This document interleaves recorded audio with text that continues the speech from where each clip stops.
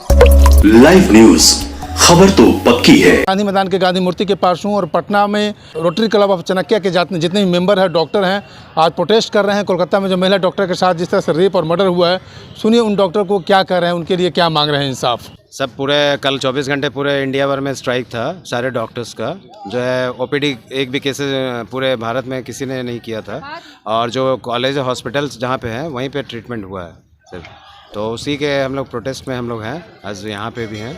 और हाँ, जो इस कंटिन्यू रहेगा ये तो डिसाइड करेंगे आईएमए बॉडी, लेकिन हम लोग का है कि अपना प्रोटेस्ट अपना दर्ज कराते रहते हैं, क्योंकि ये चीज़ समाज के प्रति जो घृणित कार्य हुआ है जो महिलाओं के प्रति, उसके लिए हम लोग पूरे बिहार और यहाँ से पूरे उनके साथ सपोर्ट में हैं। उनके कोलकाता के जो उनकी फैमिली और उनके सभी लोगों के उनके परिवार के लिए काफ़ी हम लोग अपने प्रार्थना करते हैं कि अच्छा से वो लोग हैं। ठीक है, महिला की जस्टिस के लिए आप लोग का डिमांड क्या है? कहीं भी डिमांड तो यही रहता है कि भाई सुरक्षा सबसे पहला है ना, और सुरक्षा होनी चाहिए, क्योंकि अगर मेडिकल कॉलेज में अगर इस तरह की घटना होती है तो वहाँ पे सुरक्षा, अगर वहाँ पे दिक्कत है तो समझ सकते हैं कि आप अपने घर में भी तब सेफ नहीं है। तो सारे हम लोगों ने भी बहुत सारे मतलब मेडिकल कॉलेज से पास किया है और देखा है कि कहीं पे भी महिलाओं और पुरुष में कोई अंतर नहीं होता है, क्योंकि ड्यूटी जब साथ में होती है तो 24 आवर हम लोग लगे रहते हैं साथ में ही।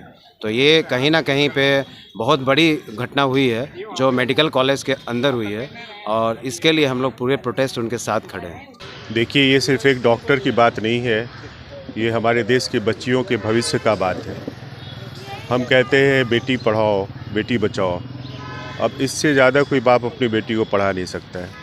वो एक पोस्ट ग्रेजुएट डॉक्टर थी, तो ये बहुत आगे अंधेरा दिख रहा है कि हमारे देश में बच्चियों का भविष्य होगा क्या।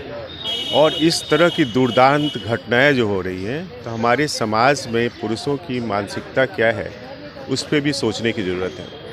आखिर जो हमारे देश की 50% आबादी है, अगर उसको हम उचित मौका नहीं देंगे तो हमारे देश का विकास कैसे हो सकता है। अगर हम सोचते हैं कि एक विकसित राष्ट्र बनाना है, कैसे संभव है। ये इतनी ही भयानक और दुर्दांत घटना है कि भारत के इतिहास में इसे कभी भूला नहीं जा सकता, क्योंकि एक बच्ची के साथ ड्यूटी टाइम में इस तरह की जो अमानवीय घटना हुई है वो हमेशा ही लोगों को झकझोरते रहेगा। और आज समाज को इसको इस तरह से नहीं देखना चाहिए कि एक डॉक्टर के अगेंस्ट हुआ है। समाज को हमेशा देखना चाहिए कि एक बेटी के साथ हुआ है, किसी के बहन के साथ हुआ है, और इसमें हमें जब तक न्याय नहीं मिलता है तब तक अपने लेवल पे शांतिपूर्ण ढंग से प्रोटेस्ट करना चाहिए, जिससे कि सरकार जागे और महिलाओं के कार्यस्थल पे सुरक्षा कैसा हो जहां वो काम करती हैं, चाहे वो हॉस्पिटल हो या एमएनसी हो या सरकारी व्यवस्था हो। इस चीज़ की व्यवस्था करनी बहुत ज़रूरी है, जिससे वो बेफिक्र होकर अपना काम कर सकें। ये तो दुर्भाग्य है कि जिस सदी में हम आज हैं, जहाँ हम माएँ बहनें घर में अपनी बेटियों को, अपने घर की लड़कियों को बाहर भेजते हैं एक अच्छी जीवन, एक अच्छा करियर बनाने के लिए, वो कहीं भी सुरक्षित नहीं है। अव्वल तो लोग पहले कहते थे कि बेटियां घर पर भी सुरक्षित नहीं है, क्योंकि कई बार ये घर पे भी घटना होती है, लड़कियां चुप हो जाती हैं। पर ये जो घटना घटी है, दोबारा निर्भया की तरह ये घटना घटी है, और इतनी ब्रूटली इस चीज़ को क्या है, इसकी खंडित आई थिंक बहुत टाइम तक लोग करते रहेंगे। और धरती पर डॉक्टर्स को भगवान बोला गया है, और जब महिलाएं, कोई भी डॉक्टर ये अपनी पूरी जीवन देते हैं, हर तरह के मरीज़ को देखते हैं।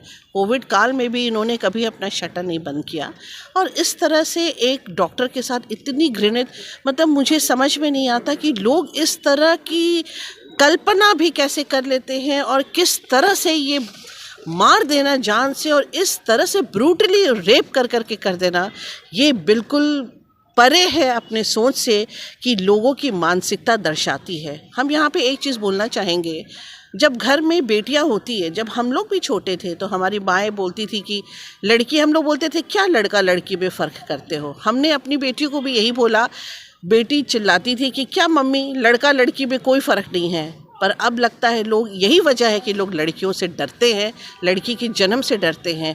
क्या पता कब किसके साथ क्या हो जाए। ये बहुत दुर्भाग्य है, और मुझे लगता है कि हम औरतें हैं तभी ये पूरा संसार है, और मुझे, हम लोगों को अपनी आज़ादी, अपनी रिजर्वेशन, अपनी सुरक्षा करने के लिए आवाज़ उठानी पड़ती है और इस पर किसी का ध्यान नहीं रहता। मैं दूसरी चीज़ बोलना चाहूँगी, सेंसर बोर्ड को इस पर काम करना चाहिए। आज की डेट में सभी के पास स्मार्टफोन्स है, घर के छोटे छोटे, आप ऑटो वाले को देखिए, सर्वेंट्स को देखिए, ये सारे ये पॉर्न मूवीज़ और इस तरह की चीज़ें देखते हैं और इस तरह से घृणित काम करते हैं। मतलब एक ज़िंदगी चली गई, मतलब आपका कल का एक भविष्य चला गया। देखिए, ये जो घटना हुई है आरजीकर मेडिकल कॉलेज कलकत्ता में, ये बहुत ही दुर्भाग्यपूर्ण है, बहुत ही मतलब शर्मनाक घटना है और उसको किसी तरह से हम लोग जो इग्नोर नहीं कर सकते हैं। तो ये दुनिया भर में जो प्रोटेस्ट हो रहा है वो सही हो रहा है, हम लोग सब साथ हैं, क्योंकि इस तरह से जो है कोई डॉक्टर कोई ड्यूटी कर रही है और उसके साथ इस तरह का घटना हो जाए, ये बर्दाश्त के बाहर है। और हम लोग फाइट करेंगे जब तक जो भी कल्प्रिट है वो पकड़ में नहीं आए, उसको कड़ी से कड़ी सजाएं मिले, उसको भी वैसे ही मारा जाए जैसे उस लड़की को उसने मारा है।